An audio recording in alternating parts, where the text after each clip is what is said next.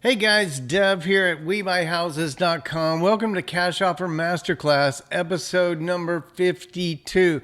Guys, I don't know if you've noticed, but we're getting kind of close to 1,000 subscribers. So that's pretty cool. And so if you haven't subscribed yet, please do so that we can hit that number and then we can do all kinds of cool things when you get to 1,000. That's what I hear. So as we jump into today, this is our victim. This house, 1421 Aldenwood Drive in Dallas, Texas. This looks like the perfect investor house, right? It's a 3-bedroom, 1-bath. 2-bath would be better, but still, it's 1,330 something square feet. Looks like a great investor deal. And so we're going to jump into that one. You know, I look at a lot of houses and trying to decide which ones that I'll share with you and that we'll dig into the numbers. And usually I have a reason, you know, kind of trying to show you out in the middle of nowhere, or, you know, a historic home, or, you know, a typical home in Fort Worth or whatever. I'm trying to give you a little bit of a mix also to show you different markets. It doesn't matter if you live in Texas. The methodology that we're teaching works in your market, okay? And so we do our business in Texas, so that I'm always looking at Dallas, Fort Worth, Austin, San Antonio, Houston, and then anywhere because wholesalers like Fazio bring me deals all over the place. This one I wanted to show you guys. It's a house in, I think it's Buna, Texas, Buna or Buna. I'm going to go with Buna. Sounds better. And I thought this was kind of a cool looking house. And it's, excuse me. It's only $100,000. And I thought, what kind of house could you get for $100,000? And the reality is, wait, is this the Buna one? Yeah. And oh wait, first back up. This is where Buna is, just so you get an idea. So here we are up here in Dallas, Fort Worth. Buna is over there by Orange. A couple of episodes ago, we looked at a house in Orange, Texas. And Buna's just a little bit north of there, north of Beaumont. And you can see, even as I scroll in, I never see the letters B-U-N-A. So to me, it looks like Ebedel, or something like that. That's where the house is located. Now, it does meet some of my criteria in that it has a Dollar General. Not quite a Family Dollar, but the Dollar General, we'll go with that. We'll accept that today. But, you know, that's pretty much it. There's no Chick-fil-A in Buna, Texas. There's a Chuck's Barbecue and Burgers, and I bet that would be pretty good. So I don't know. But at least they got the Dollar General. But that's kind of the kind of community that we're talking about. It's just a Dollar General community, right? It's out there in the middle of nowhere. But I did think, look, that house, it is a cute house, man. For $100,000. And the pictures, sorry, they're not super great, but yeah, they're all right. Yeah, look at that. All right. This house in Buna is a banger of a house for $100,000.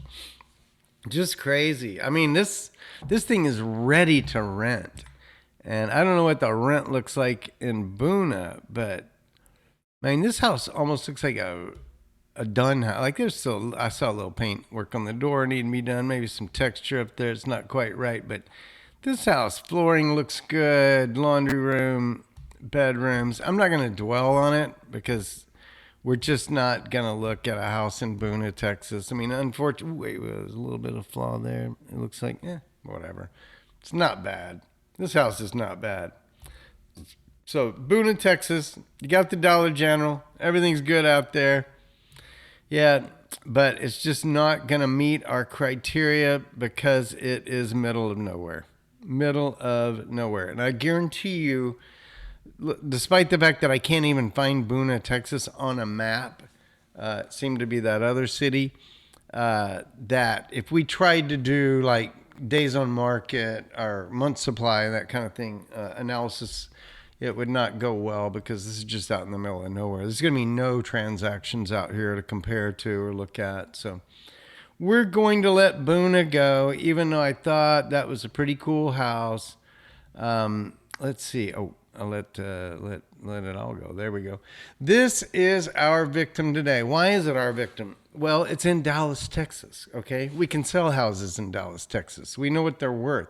You know, if you looked at episode 50, where I spent time with my buddy Joel Beal, who's way smarter about this than I am, you know, he was basically saying it's easier to calculate the numbers, say like the Zillow's estimate, he was saying would be accurate in Dallas or Arlington, but probably not accurate in the smaller communities where there's less data. And so I think that's right. The more data, the better we can predict what a home would sell for, say its ARV value. And so that's why we like Dallas over Boona. Now, is this a deal? Well, like I said, as we looked at this thing, this looks like a great house. It does have bars on the windows, which we see in the southern portions of Dallas sometimes. I'm not going to read too much into that, but you know, hey, you know, you're in jail in your own house, whatever. You know, there's a price to be paid if you want to live in a big city, folks. So there is the victim, 1422 Aldenwood Drive, Dallas, Texas, 3-bedroom, 1-bath, 1977, build on 38 square feet on a little, almost 0.2 of an acre. You know, it's a pretty much standard size lot, standard certainly for Dallas. They're saying ARV 260, and the they here is Fazio Real Estate Solutions, the wholesaler. They're saying ARV 260. Now, what is the ARV, you guys? The ARV is the after repaired value. It's what we think we could sell the house for after we buy it, fix it up, and put it on the market. We think we could sell it for 260. Now, if we're selling it for 260 on the market, you realize we're paying realtor commissions and closing costs and all kinds of things. So we're not getting 260, right? We're selling it for 260 minus commissions, closing costs, all that other stuff. Now they're offering the house for 160. So it appears to be $100,000 discount off of the after repaired value, or what it could be worth. So it's saying currently worth 160, could be worth 260. We're going to check out both of those assumptions and see if the numbers work for us as real estate investors. Before we jump into it, I just want to shout out to Fazio. Fazio sends me all their deals all over Texas. These guys are probably one of the best wholesalers I know. There's Nick down there, Nick Fazio. And if you have any interest in this property, or if you're a qualified cash buyer with real money, either your own or somebody else's, that is looking to buy real estate, reach out to these guys. They're wholesalers. So if you're a wholesaler, wholesalers don't wholesale from wholesalers. As a wholesaler, we got to go find somebody that's selling their house, right? Don't go to Fazio if you're a wholesaler trying to put together some other deal. Just go to them if you have the ability to purchase real estate, this one or something else. Reach out to Jade Vaughn at 214-646-9646. Well, more than I meant to go down on that topic, but the point is I love these guys, and I only want to send them good business if I send business over there to them. Now, one thing that I like about Fazio is they give us pictures, and we're going to jump into those in just a minute. But I also like that they give me an overview of what I call the big fives: the roof, the air conditioning, plumbing, electrical, and foundation. These are the things that if you miss them when you're evaluating a property, they can torpedo your deal. Like any of these things could be $5, $10, $15, $20,000 of something. And so you've got to be really careful as a real estate investor when it comes to the big five, and make sure you know what you're getting into. Now, what I've noticed with Fazio is they'll say no known issues if they think it looks pretty good, and they'll say do your due diligence if they think it's probably going to need some work. Now, in this case, this house says all 5 of them say do your due diligence. I think this is about to be a shit show, my friends. We're about to get into this house and see some crazy stuff, because I rarely see this. Usually the house, maybe 1 or 2 of these things there might be a problem with them, you know. But now they're giving us all 5 red flags as we go into the property. Now, as I talked about, the first thing we do is we calculate the after repaired value, which means I, as a real estate investor, do not accept what the wholesaler tells me the after repaired value is. We can't do that. That's just letting somebody else do your numbers for you. We don't do it that way. We calculate our after repaired value. Now, if you're licensed or you have access to the MLS through a partner or spouse or whatever, you might do a competitive market analysis on this property to see what it's worth according to recent sales, say last 90 days in the area, comparable homes, and you can determine what's called the CMA or competitive market analysis that way. As you've seen in the last number of houses that we've done, Joel has done a couple of CMAs along the way. He did the Arlington house on, I think it was Tanglewood, and then he did that house we just looked at in Watauga.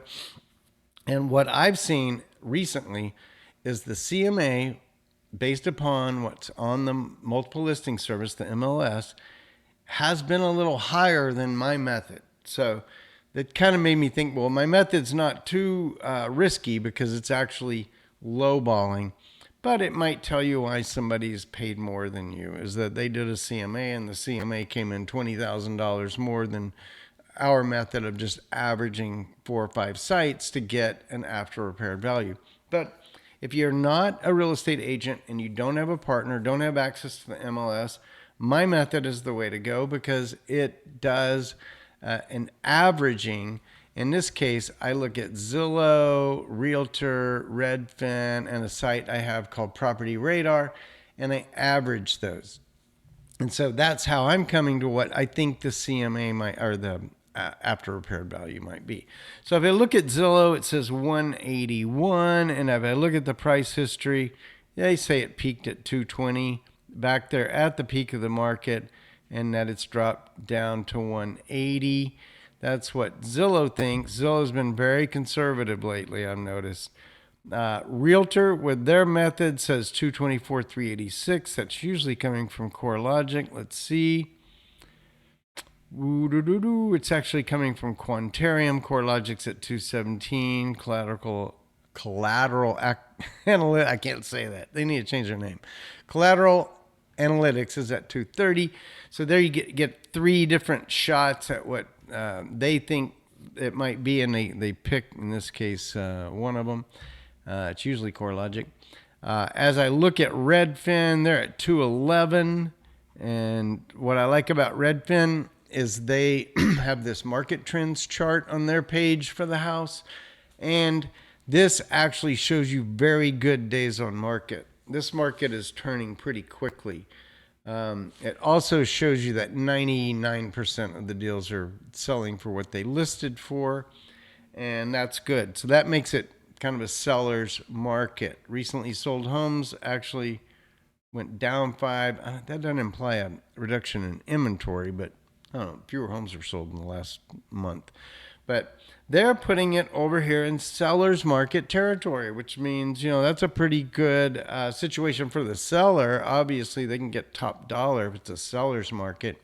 If it's a buyer's market, then it's a better deal for us because, the seller doesn't have as many options. But in this case, Redfin is saying 211, 876. If I look at my model, this is where I put the values that I collect. I can't show you Property Radar. It has personally identifiable information in it. But Property Radar was at 219. Property Radar probably is the one I trust the most, to be honest, because I really like their valuation tool for Texas. It works really well in Texas. We use it in all over the country. Property Radar. We get 200-300 leads a month, a week, almost 1,000 leads a month coming into my team here in Dallas, all over the country, and we try to match those out on a referral basis with real estate investors all over the country. And we use Property Radar for our initial shot at what the ARV would be on a property. So I like it a lot. I use it a lot. My team uses it. So, all right. So we're going to find out problem number 1 with this house. Problem number 1, when you average these numbers together, you get 209. Now, one of the things you'll notice, you need to know anything about averages, which is, probably most of us do, that Zillow number looks like it's dragging down the average, right? I mean, like these are all in the 200s and there's Zillow like way, way lower. So Zillow's kind of an outlier in that average calculation. And at 209, I think we were at like 150 something. I decided for the purpose of this exercise today to go with 220. And I did it for this reason, that if I had just these three, I think the average would be around 220. And I'm kind of taking Zillow out. And 220 was where my property radar was. So, and I just want to show this 220 versus the 260 that the wholesaler proposed as the after repaired value. We think it's actually 220. They wanted 195 a square foot. That would be 260. We think the after repaired value when the house is in perfect condition, that 1,338 square foot house, will be worth $165 a square foot, and that's $220,000. That's problem number one, is their ARV is too high. Now, we see this all the time, and sometimes the deal works out anyway, and we're happy. We don't really care what their ARV number is. We calculate our own, and I think 220 is about right for that house right now. Now, when we go look at what they want 160. Now, here's the second problem with the property. Assuming that we're right at 220 on our after repaired value, if this house needed 0 repairs, it was in perfect condition, we could pay 154 at the 70% discount factor. Remember, if you watched episode 50, Joel and I are kind of toying around with the idea of going to a 65% or sometimes 60% discount factor. He does, depending upon how long he expects the house to be days on market. And it's going to be longer days on market. He's at 60%, not 70, In fact, he's only at 70 if it looks like it's going to be a pretty quick turn, like a month or so, And so and we also talked about that 70%. That's where all our holding costs are covered. We have to pay insurance and taxes and utilities and things while we are owning and fixing the house. And so those are all covered in the discount factor. And so just at the discount factor, we're at 154. Where are they? They're at 160. We already can't buy this house. Now, it's already too much. So at this point, I could say, I assume the house needs repairs. I don't think we can get there. Now, what we're going to do today is we're going to jump in and look at the house and see, hey guys, maybe it is in perfect condition. Maybe it is. However, we had a pretty good indicator that it's not in perfect condition. Do you remember this? Do your due diligence on the big five, all the big five. Yeah. So we're going to have some problems here, my friends. So let's buckle up into the car and go on the road trip into the photos and see what we have here in this house. Is it a beautiful house that just needs a few minor repairs? In fact, to all the big five. Or is it going to be pretty rough? It's rough. It is the latter, my friends. As we jump into this house, number one, we see the popcorn. Joel and I talked about that. Popcorn's pretty much got to go. And it's not a problem because you got no floors here. You're already going to be doing the floors and all the paints. You might as well scrape the ceilings and redo from the top to the bottom. There is no flooring in this house. The paint that we can see is in very rough condition. I don't see a lot of holes in the walls or cracks. So not up to a bad start. It doesn't look horrible. Definitely was some work done in the wall here. Looked like it had a couple of squares cut out of it. Might have had to get to something behind there. That's usually, and that has an air intake for an air conditioner. So I think the air conditioning unit is behind there. Probably a sign. And then we see that here in the wall as well. Just these people have been into the walls for some reasons. Not exactly sure why. Definitely have done the demo part of getting all the flooring out. It probably had carpet in it. You can now see the floor, the concrete foundation, and it's got some cracks in it and stuff like that. But everything that we are seeing is really nasty and dirty and needs to be replaced. The front door needs to be replaced. It's got dents in it and stuff. Windows are certainly probably in the 1977 windows. Everything looks like something bad happened there. That kitchen, oh my gosh. It's just, yeah, it's disgusting. Would you cook a meal in there right now? I wouldn't. I would not. You could get all kinds of diseases. There's stuff going on the ceiling. Other than the fact that we already know that we got to scrape and paint and floor this whole thing, we're kind of looking for any defects that might indicate bigger problems like water leaks, mold, things like that. Somebody was living in there, I think, with zero flooring. That's what I think. There's the house right there. Not a horrible house. Like if we were looking at it, what's the street look like?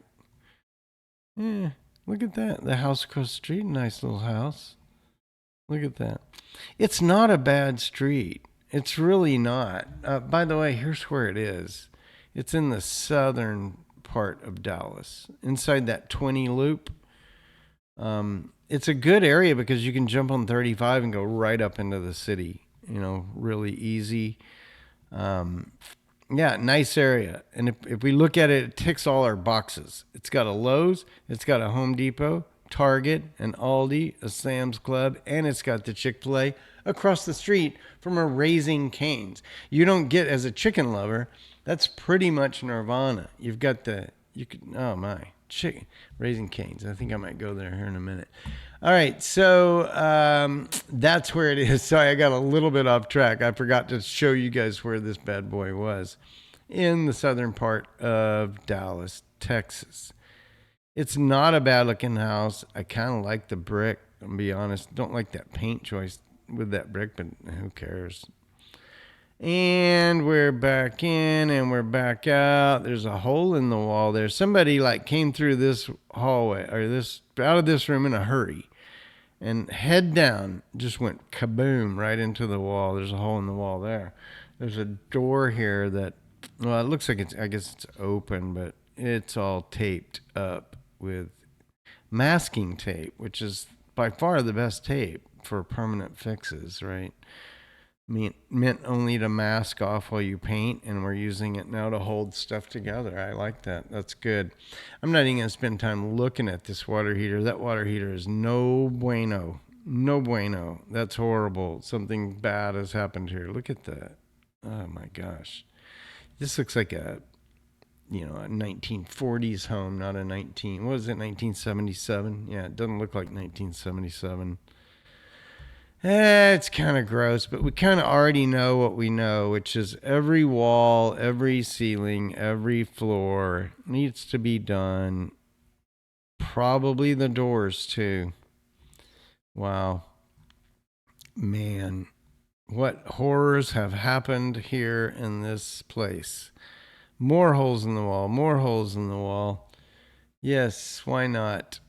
And who needs carpet or flooring? There's just a concrete floor that you can live right on that. You can just live right off of that. It's gross. Just gross. Something happened in here. I'm hoping it's just the light. It doesn't matter. We're changing the color. It doesn't matter. But you got a paneled wall here. You could probably paint it because it's not all paneled. I think you could paint that and it would almost look like an accent wall. This is on the other side. We've come in. That was the front door over there. We came into the main living, and not a bad size space, and it's got some volume with the raised ceiling, the kind of vaulted ceiling with the beams that don't look like they're attached to the ceiling. Out in the garage door doesn't look like it's too healthy right now, and so it probably needs some work or replacement. Plumbing under the sink, I'm going to go ahead and say that's garbage. It just looks horrible. I'm going to assume it needs work. Everything's gross. Everything's horrible. Everything about this house needs to be redone. You can't keep any of this stuff. The vanity sinks. I don't know if you could keep that tub. It's probably not worth it because you're going to demo all this stuff out. Yeah, in a bedroom, it's all right. I just, if I was in this house, I'd be paying real attention to what I'm seeing from the ceiling, and if it's telling me about water leakage, either from the roof or from an air conditioning unit or something that's up there in the ceiling. Looking back into the kitchen there, look at that door. It's just so gross. I kind of can't think about like living like that, but yeah, I guess a lot of people do. Up until the point that they left this place, they lived in it. Yeah, all this needs to be torn out. Plumbing needs to be replaced. Tub doesn't even have. Yeah, this thing needs to be pulled because you got to get back in there. Yep. Yeah, that one bed or that one bath needs to be completely blown out and completely redone. You can kind of see the problem that we had with this house. Remember, we didn't really have a rehab budget based on their 160 price, that they're looking for. Typical box, small, not a lot of circuits. It's pretty simple house. Yeah, appliances need to be replaced. There's something all over that. I just don't know. It's like they slaughtered animals in this kitchen. Maybe they did. I don't know. Oh, not you, buddy. How you doing? How you doing, sweetie? I'm sorry. This was your reality. If you're at my house, I'd give you a better place to hang out. I promise. Yep. Just gross. Just gross. What more can you say other than demo? Horrible. Tear it out. It's got to go. This is like, there's nothing to save here. That toilet is covered and this looks kind of demoed. If I went back,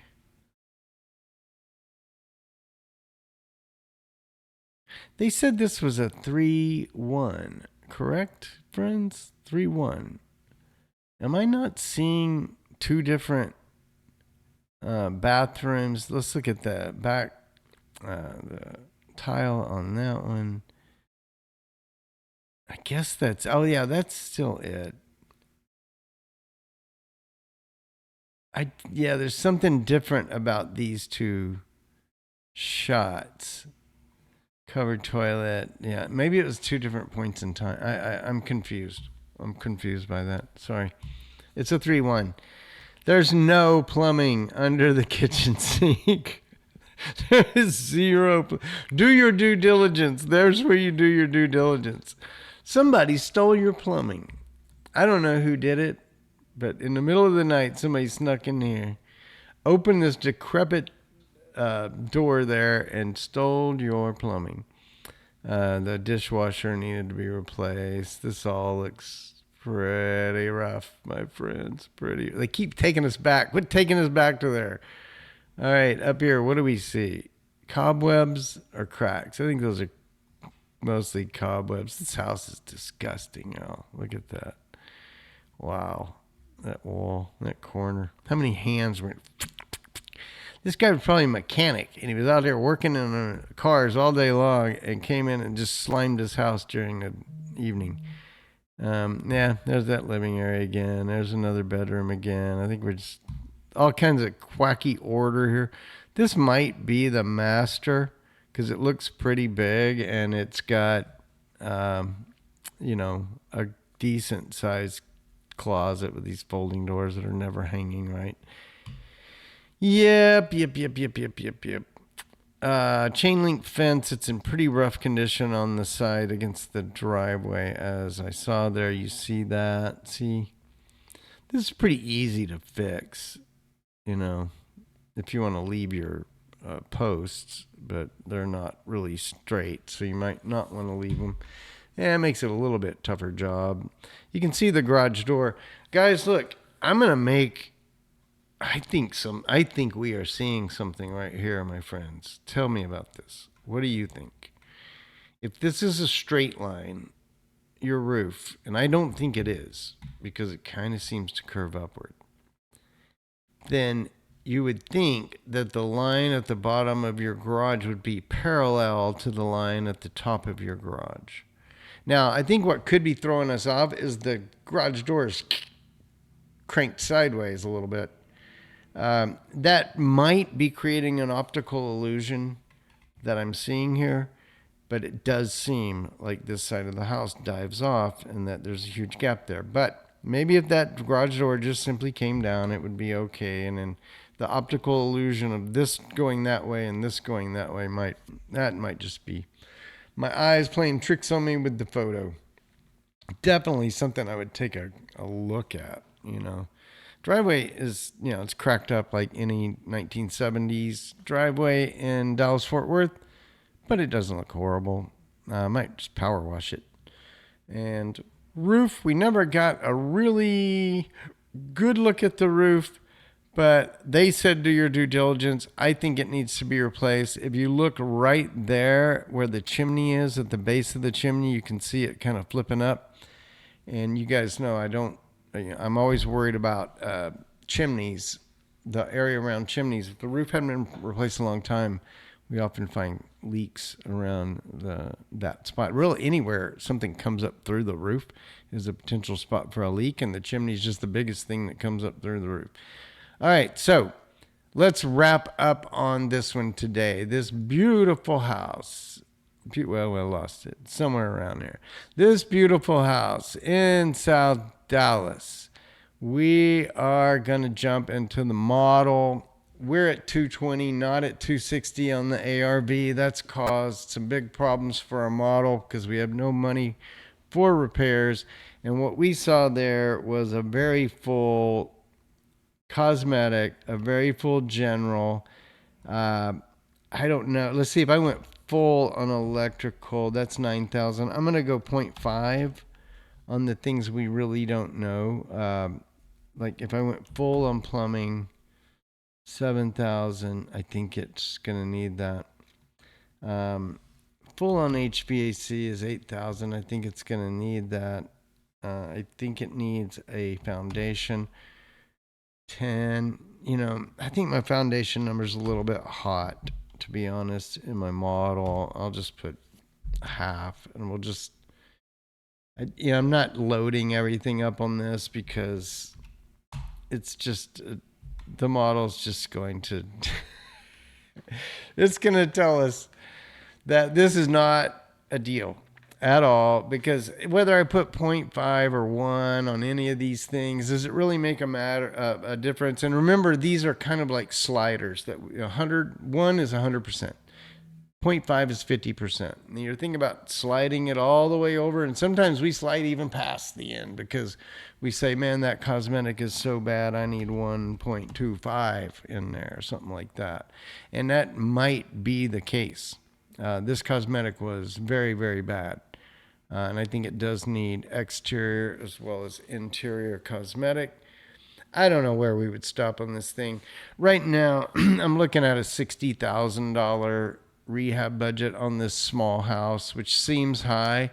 But you guys just looked at the pictures with me, right?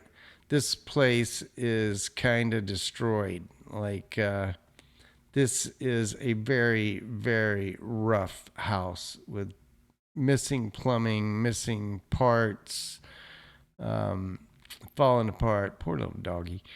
Anyway, yeah, this thing, guys, this is where I'm going to be at it on this one. That's where I'm going to be at. This is where I will be on this one. $95,000 is what I think is a reasonable offer for this house.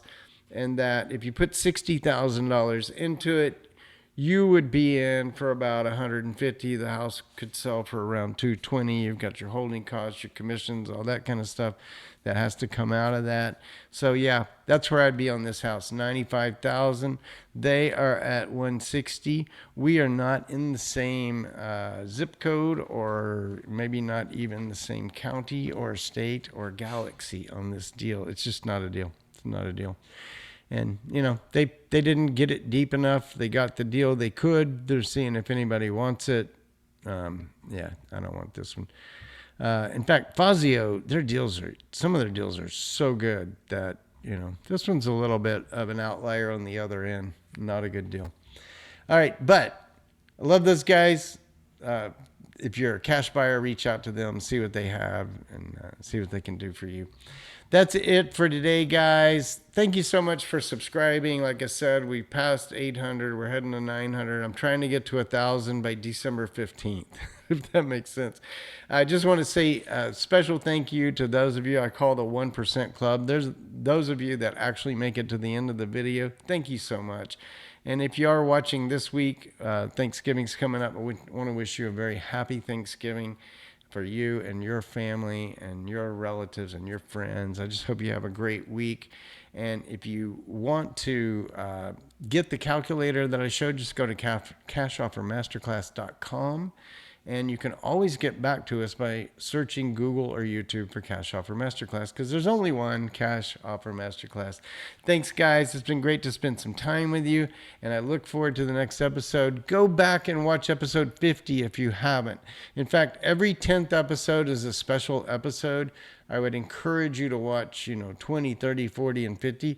Those are all very, very important episodes. I want to make sure if you're trying to get this base education, it's on the 10th episodes that we go deep into topics, and then the episodes between, we do this. We look at houses and we come up with the number that we pay for them. So that's what we do here at Cash Offer Masterclass. Thanks so much for being here. I'll see you soon.